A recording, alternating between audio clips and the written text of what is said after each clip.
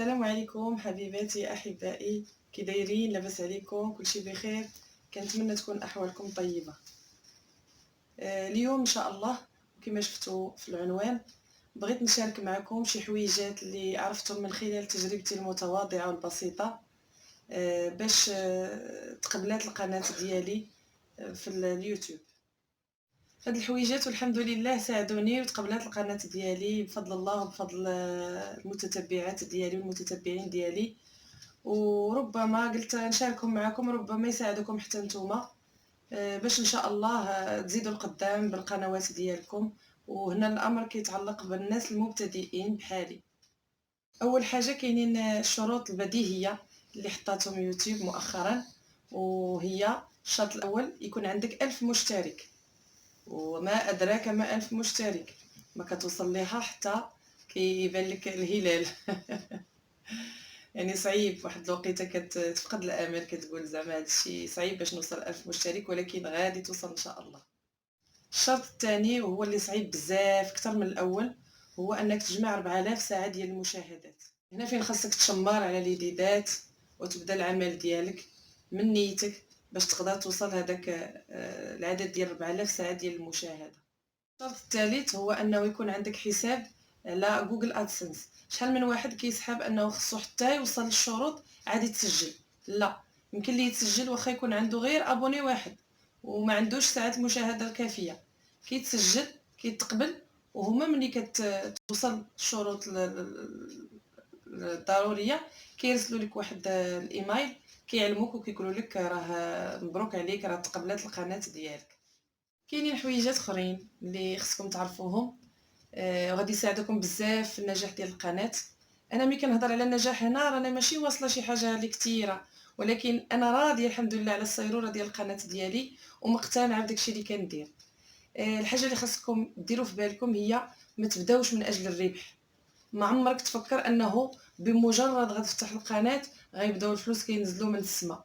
هذه راه فكره خاطئه، خصنا نحيدوها لا من روسنا حنا اللي عندنا قنوات صغيره، ولا حتى من عند الناس اللي تيدوروا بينا، لان كيسمع القناه تيقول لك غتبدا تربح. الربح شي حاجه مازال بعيده وبعيده بزاف، يعني هذاك الهدف خصك تحطه قدامك حتى حد ما كره الخير، ولكن ما يكونش هو الهدف الاول والاساسي. يكون هدفك الاول هو انك الاحساس بنشوه النجاح، تحس براسك انك دخلتي لواحد العالم اللي غريب عليك وقدرتي تحقق فيه ذاتك. حاجه اخرى، ما تخليش الملل يتسرب لك للداخل ديالك وتقول انا هذا الشيء ما بان ليا فيه والو، صافي غنوقف هذا الشيء. ابدا. انا شخصيا في هذه الايام هذه كنشوف القناه ديالي فيها واحد شويه ديال الركود، لا من ناحيه المشتركين ولا من ناحيه المشاهدات، ولكن الى الامام يا جبل ما يهزك ريح. ضروري الهدف محطوط قدامنا، هو النجاح، هو الوصول بعيد في هذا الميدان هذا. ما غاديش نتخلى وما غاديش نتراجع ان شاء الله. وفين ما حسيتي بواحد شي شويه ديال الملل وديال الياس بدا كيتسرب ليك، خدام على القناه ديالك، خدم على المحتوى، قلب على مواضيع زوينه. غير المهم ما تقولش مع راسك هذا المحتوى راه كديروا شحال من وحده، شحال من يوتيوبرز كديروا، شحال من واحد كيديروا. لا، ماشي مشكل، يقدر يتكرر المحتوى، ولكن كل واحد سبحان الله العظيم كيزيد عليه اللمسه ديالو، كيزيد عليه واحد النكهه جديده اللي كتعطيه الطابع ديال القناه ديالك.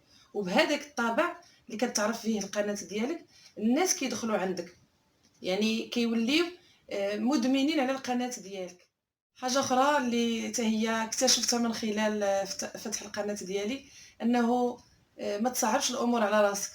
ماشي بالضروري خص تكون عندك شي كاميرا ما عرف كي دايره، وشي اضاءه ما عرف كي دايره، وشي معدات صعيبه.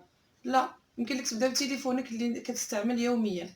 هذاك التليفون بالاضاءه ديالو بالمسائل ديالو كتبدا به غاية ما ان شاء الله يولي عندك ما احسن. انا شخصيا باقا كنستعمل كنصور بالتليفون ديالي، كنستعمل البيسي في شي حويجات اخرين، ولكن كنصور بالكاميرا ديال التليفون ديالي. يعني ما تصعبوهاش على روسكم، اللي بغى يبدا راه حتى حاجه ما صعيبه. ملي تبغي تصور شي فيديو ضروري خاصك تكون متحمس وتكون فيك، يعني باغي تشوف الناس اللي كيبغيوك وكتبغيهم، غادي تواجه الناس وتهضر معاهم. اذا هنا خاصك تكون متحمس وخصك تنقل لهم واحد الطاقه ايجابيه باش ديما يكونوا فرحانين باش يشوفوك. يعني الا كنتي في واحد الحاله نفسيه ماشي هي هذيك، تنصحك انك ما تصورش، لان داكشي كيتنقل للمتتبعين، وإلا تنقل لهم طاقه سلبيه غادي يبقاو يقولوا بلاش هذه، ما بلا ما نتفرج فيها، ما كتزيدني والو. اذا دائما كنصحكم انكم ديما تكونوا في واحد الحاله نفسيه زوينه ملي تبغيو تصوروا. انا شخصيا ومن خلال تجربتي حاجه مهمه اللي ولات عندي وتزرعات فيا هي روح البحث. باش تنجح القناه ديالك وتوصل تقبل لك القناه ديالك في يوتيوب، خصك يولي عندك روح البحث، يعني تخدم على ما بعد الفيديو. ملي كتصايب الفيديو ديالك تقلب على كيفاش تكتب فيه تعليق، كيفاش تحسن الصوره ديالو، كيفاش تزيد عليه شي لعيبات في الواجهه ديال الفيديو اللي كتجلب الناس. كيفاش تختار العنوان يكون عنوان اللي هو حقيقي، يعني كيوالم المحتوى، ولكن في نفس الوقت واحد العنوان اللي هو ذكي وزوين باش كيجلب الناس اللي خصهم يتبعوه. واحد الحاجه مهمه بزاف ما ننساش نقولها لكم، واللي هي نقدر نقول لكم هي اللب ديال هادشي كله. اما هي بعدوا على المحتوى اللي ماشي ديالكم. يعني ما تاخذوش شي حوايج ديال ناس اخرين وديروهم في الفيديوهات ديالكم، وبعدوا على الموسيقى اللي فيها حقوق الطبع والنشر، وعلى الاغاني. هادو راهما الطامه الكبرى اللي كتخرج على القنوات وكتعرضهم لانهم يتبيناليزاو، يعني كيعاقبوهم، كيسدوهم او كيحذفوا لهم الفيديوهات، او وكتحس براسك بحال كتعوم في واحد البحر بوحدك. هادشي كله غادي يجي من خلال اقتناعك ان الواحد خصو يمشي دقه دقه وخطوه خطوه. اللي ما ياتي بسرعه يذهب بسرعه. اذا بشويه ودير في بالك انه بالمهال كيتكالبوا النجال، وبشويه ليك، وفكر مزيان في المحتوى. وماشي بالضروري. انا شخصيا كنلوح تقريبا 2 فيديوهات في الاسبوع حتى نهايه الاسبوع، دائما السبت والحد، والحمد لله قدرت نحقق الشروط اللي طالبه يوتيوب. وبديت تقريبا القناه ديالي دابا شي 4 شهور، من شهر دجنبير ديسمبر، والحمد لله غاديه في خطى ثابته، وراضيه على السيروره ديال القناه ديالي الحمد لله. وعاجبني داكشي اللي كندير، غير هو راه كل شيء من القلب، والله العظيم هذاك الشيء اللي كندير من القلب. والحمد لله واخده عهد على نفسي انني نقنع المتتبعين ديالي باش يشتركوا بالمحتوى ماشي بشي حاجه اخرى. وللافاده انا شخصيا هادشي ما كنتش عارفه، ولكن الحمد لله اكتشفته وما نبخلش به على شي حد. هذا من طبعي انني الا عرفت شي حاجه ما كنبخلش بها. هو انه اللي ضروري الفيديو الا كان بلا موسيقى كيكون شويه مسوس. وكيفاش غتقولوا كيفاش من نجيب موسيقى؟ كندخلوا اليوتيوب وكدير نو كوبي رايت، وكتجيك الموسيقى كتختار منها اللي بغيتي موسيقى هادئه، بغيتي موسيقى صاخبه، بغيتي ديال الفلوق، بغيتي. وهنا كتكون مرتاح ومهني انك واخا تستعمل ديك الموسيقى ما غادي يجيك عليها حتى شي انذار. خلاصه القول حبيباتي احبائي هو انه من سار على الدرب وصل. ما تملوش، ما تستسلموش، زيدوا القدام. حاولوا تعطيو لنفسكم الطاقه الايجابيه اللي كتخليك انك ما عمرك تقول انه بعيد باش ننجح. حتى حاجه ما بعيده، كل شيء ممكن بقدره الله سبحانه وتعالى، وبالاصرار وبالعزيمه وبطول البال. اذا اللي غنوصيكم عليه هو الصبر ثم الصبر ثم الصبر. واحد القضيه انا وقعت ليا في البدايه ديال القناه ديالي وكانت غتاثر عليا، ولكن الحمد لله قدرت نتغلب عليها، وهي التعليقات السيئه. كاين بعض الناس سبحان الله العظيم الهدف ديالهم هو تكسير مقاديف الناس فقط، لا اقل ولا اكثر. كيدخل عوض يقول كلمه طيبه كيكتب لك تعليق ما فيه ما يتشاف. بغض النظر على اشنا هو الدافع ديالو، واش الحسد، واش المرض النفسي، واش شي حاجه اخرى. المهم كيدخل هدفه فقط انه يمرضك.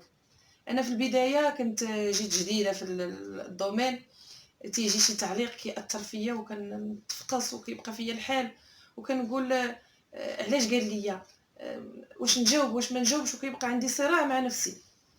من بعد وانا لقيت ان هذوك الناس لا يستحقون انني نوقف معهم ولو دقيقه نخسرها عليهم، لان الحمد لله الانسان تيتبع اللي كيزيد به القدام، اما اللي غيرجعوا اللور ما عندهم ما يدير به. اذا هذا هو سبب من اسباب تسرب الملل النفس. ما تديوهاش في التعليقات السلبيه. اللي قال لكم شي حاجه زوينه زوينه خذوها، اللي قال لكم شي حاجه خايبه ديروا بحال ما شفتوهاش. وهادشي اللي كندير انا دابا، اي تعليق يعني لا يناسب نفسيتي كندير بحال ما شفتوش، وكندوز عند الناس الزوينين الفنين اللي كيشجعوني وكيدعموني واللي كنشكرهم من هذا الفيديو شكر كبير كبير كبير بزاف، والله اللي غادي يخلصهم. اذا تنتمنى نكون فدتكم بشي حويجات. انا راه ما دخلتش لكم في داكشي الاجرائي والتقني، لان انا يلاه مبتدئه غير كنتساطح وصافي، ولكن هضرت لكم على حويجات اللي انا عشتهم وتجارب اللي استخلصتهم من هاد القناه اللي فتحت. الى عجبكم الفيديو كما العاده بارطاجيوه مع الناس اللي مهتمين وديروا لي لايك بطبيعه الحال، واللي مازال ما تابوناش ودخل القناه ديالي مرحبا به على الرحب والسعه. وكنقول لكم الى اللقاء مع فيديو اخر ان شاء الله. كنحماق عليكم.